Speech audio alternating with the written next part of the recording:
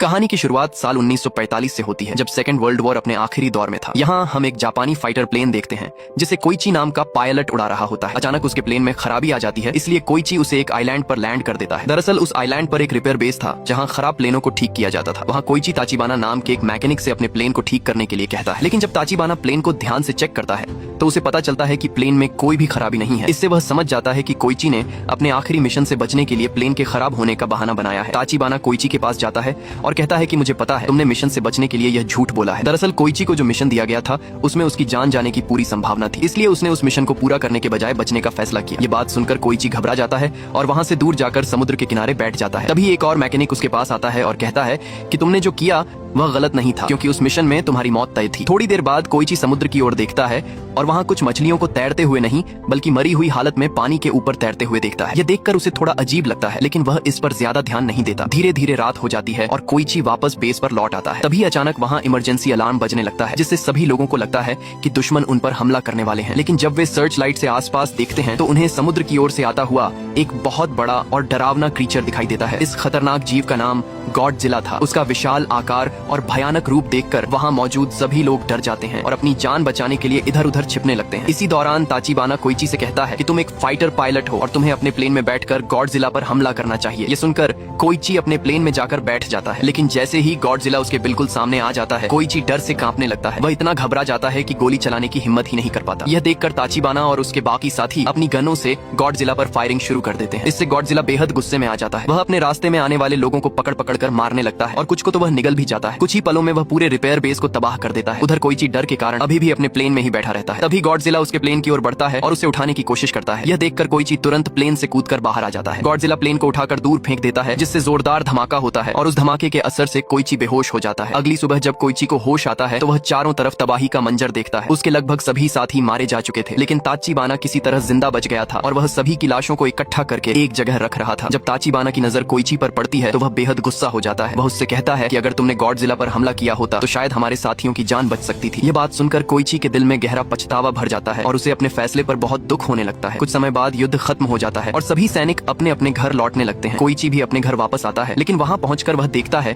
कि युद्ध ने सब कुछ तबाह कर दिया है। उसका घर पूरी तरह टूट चुका था और आसपास हर जगह सिर्फ बर्बादी ही नजर आ रही थी। तभी उसकी पड़ोसी सुमिको उसे देखती है और गुस्से में उससे कहती है कि आखिर तुम युद्ध से बचकर कैसे लौट आए? जरूर तुम अपनी जान बचाने के लिए कहीं छिप गए होंगे। इसके बाद सुमिको दुखी होते हुए उसे बताती है कि एक भयानक ब्लास्ट में तुम्हारे माता पिता और मेरे सभी बच्चे मारे गए। अपने माता पिता की मौत की खबर सुनकर कोइची पूरी तरह टूट जाता है और गहरे दुख में डूब जाता है। कुछ दिनों बाद कोइची बाजार में जाता है। वहाँ पुलिस एक लड़की का पीछा कर रही होती है जिसने एक कंबल चुरा लिया था। उस लड़की के साथ एक छोटी बच्ची भी होती है। तभी कोइची उसके सामने आ जाता है। वह लड़की जल्दी से उस बच्ची को कोइची की बाहों में थमा देती है और वहाँ से भाग जाती है। कोइची उस बच्ची को लेकर वहाँ से जाने लगता है, लेकिन थोड़ी ही देर बाद वह लड़की फिर से उसके पास आ जाती है। कोइची उससे उसका नाम पूछता है तो वह अपना नाम नोरिको बताती है। इसके बाद कोइची अपने घर की ओर जाने लगता है और नोरिको भी उसके पीछे पीछे उसके घर तक पहुँच जाती है। वह उससे कहती है कि क्या मैं आज रात यहाँ रुक सकती हूँ? नोरिको कोइची को बताती है कि उसकी अभी तक शादी नहीं हुई है और यह बच्ची भी उसकी अपनी नहीं है। दरअसल एक ब्लास्ट के दौरान इस बच्ची की माँ मारी गई थी और मरने से पहले उसने अपनी बेटी उसे सौंप दी थी। नोरिको कहती है कि मैं खुद भी एक अनाथ हूँ, इसलिए इस बच्ची का दर्द समझ सकती हूँ। इसी वजह से मैंने इसे पालने का फैसला किया। ये सब सुनने के बाद भी कोइची ज्यादा भावुक नहीं होता और नोरिको से कहता है कि तुम डिनर कर लो, लेकिन उसके बाद तुम्हें यहाँ से चले जाना होगा। लेकिन बातें करते करते नोरिको उसी रात कोइची के घर में ही सो जाती है। अगली सुबह कोइची की पड़ोसी सुमिको उससे नोरिको और उस बच्ची के बारे में पूछती है। तब कोइची उसे पूरी सच्चाई बता देता है। ये सुनकर सुमिको को उस मासूम बच्ची पर दया आ जाती है, इसलिए वह नोरिको की मदद करने लगती है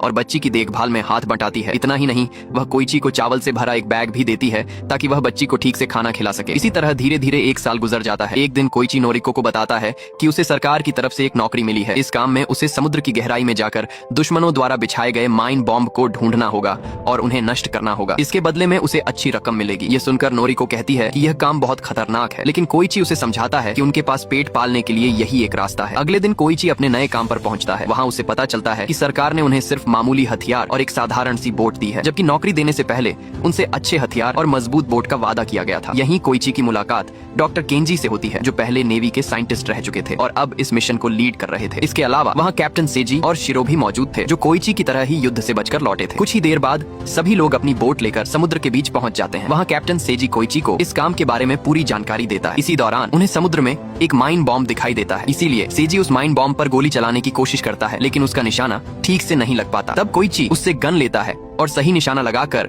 माइन बॉम्ब पर फायर करता है। गोली लगते ही वह बॉम्ब जोरदार धमाके के साथ फट जाता है। यह देखकर वहाँ मौजूद सभी लोग खुश हो जाते हैं। उस रात कोइची अपने घर में सो रहा होता है, तभी उसे एक डरावना सपना आता है। सपने में वह घर के बाहर किसी के चीखने की आवाज सुनता है। जब वह बाहर जाकर देखता है तो गॉडजिला वहाँ मौजूद सभी मैकेनिक्स को मार रहा होता है। यह भयानक सपना देखकर कोइची की अचानक नींद खुल जाती है। वह घबरा जाता है और उसे ऐसा लगने लगता है कि उस दिन गॉडजिला ने उसे भी मार दिया था और अब तक जो कुछ हुआ वह सिर्फ एक सपना था। डर के मारे वह नोरिको के पास जाने लगता है, लेकिन उसे अचानक अपने पास आता देखकर नोरिको घबरा जाती है और उसे धक्का देकर दूर कर देती है। इसके बाद कोइची उसे बताता है कि उसने युद्ध में अपने माता पिता और कई साथियों को खो दिया है। इसी वजह से उसे ऐसे डरावने सपने आते रहते हैं। यह सुनकर नोरिको उसे शांत करती है और उसका हौसला बढ़ाती है। इसी दौरान अमेरिका समुद्र में अपने न्यूक्लियर बम का परीक्षण करता है और एक बड़ा न्यूक्लियर ब्लास्ट होता है। उसी समय गॉडजिला भी वहाँ मौजूद होता है। इस न्यूक्लियर विस्फोट का असर गॉडजिला पर भी पड़ता है और वह पहले से भी ज्यादा ताकतवर हो जाता है। कुछ समय बाद हम देखते हैं कि कोइची अपनी नौकरी से अच्छी कमाई करने लगा है। वह उन पैसों से एक बाइक खरीद लेता है और अपने टूटे हुए घर को भी ठीक करवा लेता है। एक रात कोइची के घर पर केंजी, सेजी और शिरो डिनर के लिए आते हैं। वे सभी यह सोचते हैं कि नोरिको कोइची की पत्नी है, लेकिन नोरिको उन्हें सच बताते हुए कहती है कि वह कोइची की पत्नी नहीं है और यह बच्ची भी उनकी अपनी नहीं है। तभी वह छोटी बच्ची कोइची को पिता कहकर बुलाती है। ये सुनकर कोइची के साथी उससे कहते हैं कि उसे नोरिको से शादी कर लेनी चाहिए और एक परिवार बसा लेना चाहिए, लेकिन कोइची इस बात से साफ मना कर देता है। कुछ समय बाद नोरिको को भी एक नौकरी मिल जाती है। तब वह कोइची से कहती है कि वह अपने पैरों पर खड़ा होना चाहती है। वह यह भी कहती है कि उसके जाने के बाद कोइची किसी अच्छी लड़की से शादी कर सकता है और खुशी से अपना परिवार बसा सकता है। इसके अलावा वह उस बच्ची के बारे में भी बताती है कि उनकी पड़ोसी सुमिको उसकी देखभाल करने के लिए तैयार है, इसलिए उन्हें उसकी चिंता करने की जरूरत नहीं है। इसी दौरान सभी लोगों को खबर मिलती है कि अमेरिका के न्यूक्लियर टेस्ट की वजह से गॉडजिला पहले से भी ज्यादा ताकतवर हो चुका है और अब वह जापान की ओर बढ़ रहा है। खबरों के मुताबिक उसे जापान पहुंचने में सिर्फ एक हफ्ता लगेगा। अगले दिन कोइची अपने साथियों के साथ काम पर जाता है। तभी उन्हें समुद्र के बीच एक बड़ा अमेरिकी जहाज दिखाई देता है जो पूरी तरह से तबाह हो चुका था। उसी समय कोइची की नजर समुद्र में तैरती हुई मरी हुई मछलियों पर पड़ती है। यह देखकर वह समझ जाता है कि गॉडजिला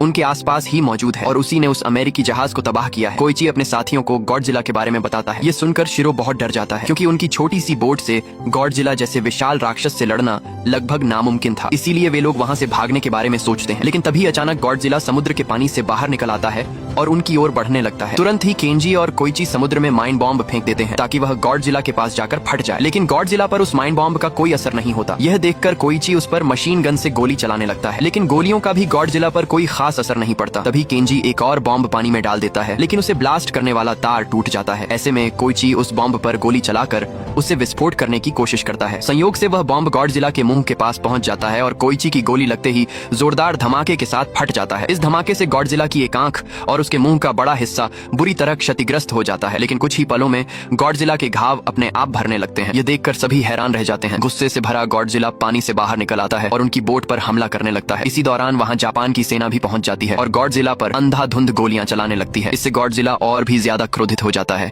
और वह सेना के जहाज पर हमला कर देता है। फिर भी सेना उस पर लगातार गोलियां चलाती रहती है। इतनी गोलियां लगने के बाद गॉडजिला कुछ समय के लिए बुरी तरह घायल हो जाता है और समुद्र में वापस चला जाता है, लेकिन अचानक वह फिर से बाहर निकलता है और एक ही पल में सेना के जहाज को पूरी तरह नष्ट कर देता है। इसके बाद गॉडजिला जोरदार दहाड़ के साथ टोक्यो शहर की ओर बढ़ने लगता है, जहां नोरिको ने अभी अभी अपनी नई नौकरी शुरू की थी। कुछ समय बाद हम कोइची को एक अस्पताल में देखते हैं। इलाज कराने के बाद वह घर लौटता है। जब नोरिको उसकी हालत देखती है तो वह बहुत दुखी हो जाती है। वह कोइची से सवाल करती है कि आखिर तुम हमेशा इतने परेशान क्यों रहते हो और मुझसे अपनी बातें क्यों छिपाते हो? क्या तुम मुझे अपने जीवन में कुछ भी नहीं समझते? तब कोइची नोरिको को उन मरे हुए मैकेनिक्स की तस्वीरें दिखाता है और कहता है कि यह सब मेरी वजह से मरे हैं। अगर मैंने उस दिन गॉडजिला पर हमला किया होता तो शायद इनकी जान बच सकती थी। कोइची की यह बात सुनकर नोरिको उसे समझाती है कि इसमें उसकी कोई गलती नहीं है। आखिर वह भी एक इंसान है और ऐसे समय में डर जाना बिल्कुल स्वाभाविक है। अगले दिन गॉडजिला टोक्यो शहर के पास पहुंच जाता है। उसे रोकने के लिए आर्मी के जहाज उस पर हमला करने लगते हैं, लेकिन गॉडजिला पर इसका कोई असर नहीं होता। उसी समय कोइची अपने घर पर होता है। रेडियो से उसे पता चलता है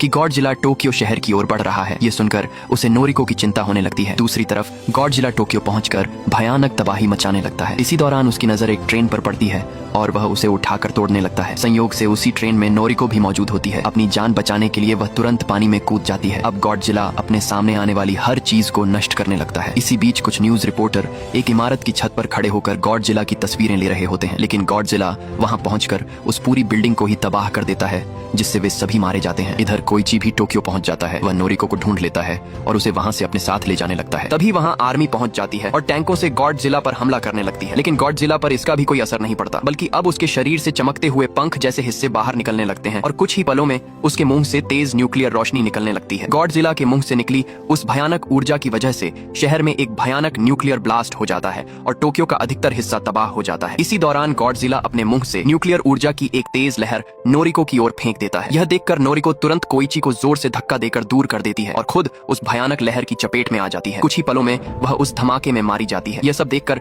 कोइची वहीं घुटनों के बल गिर जाता है और नोरिको की मौत से पूरी तरह टूट जाता है। इसके बाद गॉडजिला वहां से दहाड़ता हुआ आगे बढ़ जाता है। कोइची गुस्से और दर्द से भरा उसे जाते हुए देखता है और जोर जोर से चिल्लाने लगता है। कुछ समय बाद न्यूज में बताया जाता है कि गॉडजिला के इस हमले में लगभग 30,000 लोग मारे गए और करीब 20,000 इमारतें पूरी तरह नष्ट हो गईं। उधर कोइची और उसके सभी साथी नोरिको की मौत से बेहद दुखी थे। इसी दौरान केंजी कोइची को बताता है कि सरकार ने गॉडजिला को मारने के लिए कुछ खास लोगों को चुना है, जिनमें वे लोग भी शामिल हैं। इसके बाद कोइची और उसके साथी एक मीटिंग में जाते हैं जहां सेना के कैप्टन ने उन सभी लोगों को बुलाया था जिन्हें सरकार ने गॉडजिला को खत्म करने के लिए चुना था। कैप्टन वहां मौजूद सभी लोगों से कहता है कि इस लड़ाई में हमारी मदद करने वाला कोई नहीं है, इसलिए हमें खुद ही मिलकर गॉडजिला को हराना होगा। तभी केंजी अपना प्लान बताते हुए कहता है कि हमें गॉडजिला को समुद्र के सबसे गहरे हिस्से के ऊपर लाना होगा और उसके शरीर के अलग अलग हिस्सों पर गैस सिलेंडर बांधने होंगे ताकि वह पानी से ऊपर ना आ सके और समुद्र की गहराई में खींचता चला जाए। इस तरह गॉडजिला को लगभग 1500 मीटर की गहराई तक डुबो दिया जाएगा जहां दबाव के कारण उसकी मौत हो सकती है। ये सुनकर कोइची उससे पूछता है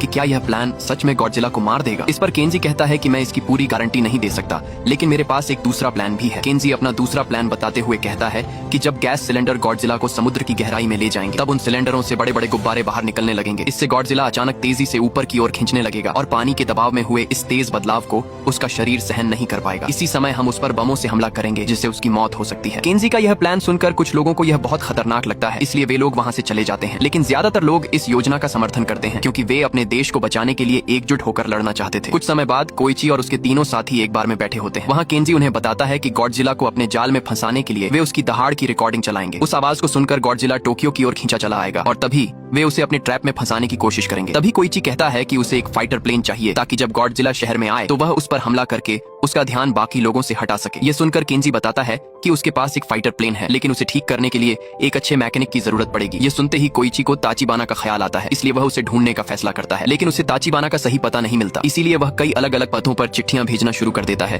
ताकि किसी तरह उनमें से कोई चिट्ठी ताचिबाना तक पहुंच जाए। एक दिन अचानक किसी ने कोइची पर हमला कर दिया जिससे वह बेहोश हो गया। जब उसे होश आता है तो वह अपने सामने ताचिबाना को खड़ा पाता है। दरअसल ताचिबाना ने ही उस पर हमला करके उसे बेहोश किया था और अपने घर ले आया था। वह कोइची के भेजे हुए सभी लेटर्स पढ़ चुका था और उसी वजह से वह उससे बेहद गुस्सा था क्योंकि कोइची ने अपने लेटर्स में लिखा था कि आइलैंड पर जितने भी लोग मारे गए थे उनका जिम्मेदार ताचिबाना है। दरअसल कोइची ने ऐसा जानबूझकर लिखा था ताकि ताचिबाना को गुस्सा आए और वह उसे ढूंढते हुए उसके पास आ जाए। यहाँ कोइची ताचिबाना को गॉडजिला को मारने वाला पूरा प्लान बताता है और कहता है कि वह अपनी गलती सुधारना चाहता है। अगर वे गॉडजिला को मार देंगे तो देश में रहने वाले लाखों लोगों की जान बच सकती है। कोइची की यह बात सुनकर आखिरकार ताचिबाना उसकी मदद करने के लिए तैयार हो जाता है। इसके बाद सभी लोग मिलकर गॉडजिला को मारने वाले मिशन की तैयारी शुरू कर देते हैं। इसी दौरान केंजी सभी लोगों से कहता है कि मिशन से पहले वे अपने परिवार के साथ एक रात जरूर बिताएं क्योंकि इस मिशन में उनकी जान भी जा सकती है। वहीं केंजी और सेजी शिरो से कहते हैं कि उसे इस मिशन पर नहीं आना चाहिए क्योंकि वह पहले से ही घायल है, लेकिन शिरो जिद करने लगता है कि वह भी इस मिशन का हिस्सा बनेगा। इधर ताचिबाना फाइटर प्लेन को ठीक करने में लगा हुआ होता है। दूसरी ओर कोइची अपने घर पर होता है। तभी छोटी बच्ची उसे एक पेंटिंग देती है जिसमें उसने कोइची और नोरिको की तस्वीर बनाई होती है। पेंटिंग देने के बाद वह बच्ची रोने लगती है और कहती है कि उसे नोरिको की बहुत याद आ रही है। ये सुनकर कोइची भी भावुक हो जाता है। इसके बाद वह बच्ची को सुला देता है और उसके पास एक चिट्ठी रखकर घर से निकल जाता है। अगली सुबह जब बच्ची उठती है तो वह चिट्ठी सुमिको को दे देती है। जब सुमिको उस चिट्ठी को खोलती है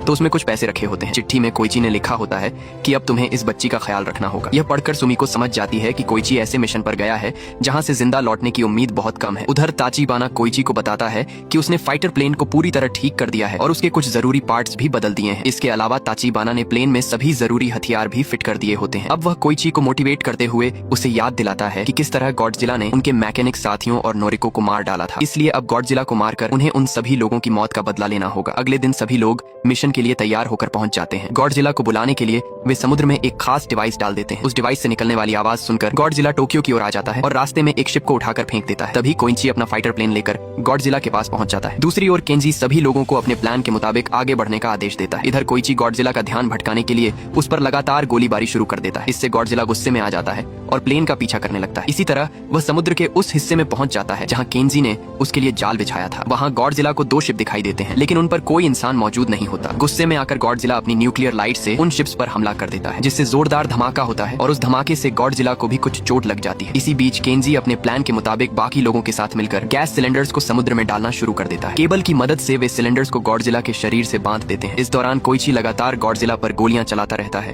ताकि उसका ध्यान केंजी और बाकी लोगों की शिप्स पर न जाए। जैसे ही गॉडजिला अपनी न्यूक्लियर लाइट से हमला करने वाला होता है, तभी सिलेंडर्स उसे खींचकर समुद्र की गहराई में ले जाने लगते हैं, लेकिन इससे भी गॉडजिला की मौत नहीं होती। इसलिए केंजी अपने दूसरे प्लान के मुताबिक सिलेंडर्स से जुड़े बड़े बड़े गुब्बारों को फुला देता है ताकि गॉडजिला तेजी से ऊपर आ जाए, लेकिन गॉडजिला उन गुब्बारों को फोड़ देता है। ऐसे में केंजी और उसके साथी शिप्स में लगी बड़ी क्रेन की मदद से गॉडजिला को ऊपर खींचने की कोशिश करने लगते हैं, जिससे उनकी एक क्रेन टूट कर गिर जाती है। तभी शिरो भी कुछ लोगों के साथ वहां पहुंच जाता है और गॉडजिला को खींचने में केंजी की मदद करने लगता है। काफी मेहनत के बाद आखिरकार गॉडजिला दोबारा समुद्र से बाहर आ जाता है। अब वह बहुत ज्यादा घायल दिखाई दे रहा होता है। इसके बाद गॉडजिला फिर से अपनी न्यूक्लियर लाइट छोड़ने की तैयारी करने लगता है और उसका पूरा शरीर नीली चमक से भर जाता है। ठीक उसी समय कोइची अपना फाइटर प्लेन सीधे गॉडजिला के मुंह के अंदर घुसा देता है। अगले ही पल एक जोरदार धमाका होता है और इस भयानक ब्लास्ट के साथ गॉडजिला मारा जाता है। इधर बाकी सभी लोग कोइची के लिए बहुत दुखी हो जाते हैं, क्योंकि उन्हें लगता है कि उस धमाके में कोइची की भी मौत हो गई है। लेकिन तभी सभी लोगों की नजर आसमान की ओर जाती है, जहां कोइची पैराशूट के सहारे धीरे धीरे नीचे उतरता हुआ दिखाई देता है। दरअसल ताचिबाना ने पहले ही कोइची से कहा था